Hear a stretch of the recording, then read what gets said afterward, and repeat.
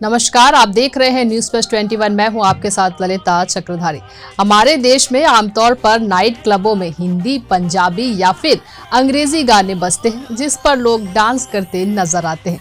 लेकिन क्या आपने कभी ऐसा नाइट क्लब देखा है जहां लोग संस्कृत गानों पर डांस करते हैं? यह बात सुनकर आपको बहुत हैरानी हो रही होगी, लेकिन दुनिया में एक ऐसा देश है जहां लोग हिंदी या अंग्रेजी नहीं बल्कि संस्कृत गानों पर डांस करते हैं। आज हम आपको बताएंगे इस अनोखे नाइट क्लब के बारे में। इस देश का नाम है अर्जेंटीना, जहां की राजधानी ब्यूनस आयर्स में ग्रोव नाम का एक नाइट क्लब है। यहाँ गणेश शरणम, गोविंदा गोविंदा, जय जय राधा रमन, हरि बोल और जय कृष्णा हरे जैसे गाने बजते हैं।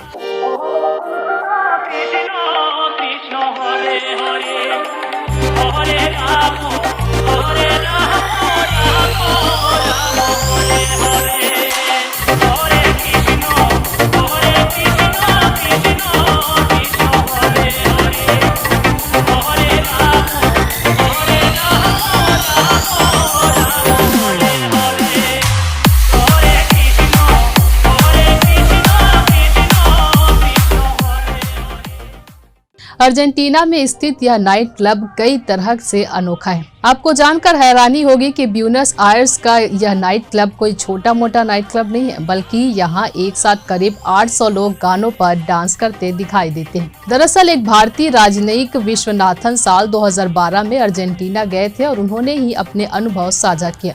उन्होंने बताया कि उस नाइट क्लब में ना तो शराब मिलती है और ना ही लोग धूम्रपान करते नजर आते हैं। यहाँ तक कि इस नाइट क्लब में ड्रग्स की भी मनाही है और मांस मछली भी नहीं मिलता। यहाँ सिर्फ सॉफ्ट ड्रिंक्स, फलों का रस और शाकाहारी खाना ही मिलता है। इस नाइट क्लब में गाने वाले रोड्रिगो कहते हैं कि यहाँ मंत्रों, योग, ध्यान, संगीत और नृत्य के जरिए देह का आत्मा के साथ संबंध स्थापित कराया जाता है। यह तो सभी जानते हैं कि अंग्रेजी के सैकड़ों शब्दों की जन्मदाता संस्कृत भाषा ही है। संस्कृत भाषा अपने आप में ही परिपूर्ण है। यही कारण है कि सिर्फ नाइट क्लब ही नहीं बल्कि दुनिया भर की तमाम संस्कृतियां संस्कृत की अहमियत को समझ रही है। न सिर्फ संस्कृत का सम्मान कर रही है बल्कि उसे अपना भी रही है। हम में से बहुत कम लोग हैं जो यह जानते होंगे कि संस्कृत दुनिया की इकलौती ऐसी भाषा है जिसे बोलने में जीभ की सभी मांसपेशियों का इस्तेमाल होता है।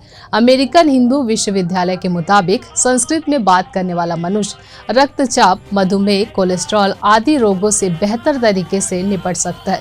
संस्कृत के उपयोग से तंत्रिका तंत्र भी सक्रिय रहता है।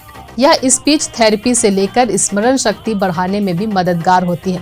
नफासत के शहर लखनऊ की निशांतगंज सब्जी मंडी में भी सभी सब्जियां संस्कृत नामों से बिकती है। संस्कृत को फिर से महत्ता देने के लिए बाबा साहेब भीमराव अम्बेडकर 1949 में इसे देश की भाषा बनाने का संविधान सभा में प्रस्ताव रखा था, जो बहुत ही मामूली अंतर से पास नहीं हो पाया।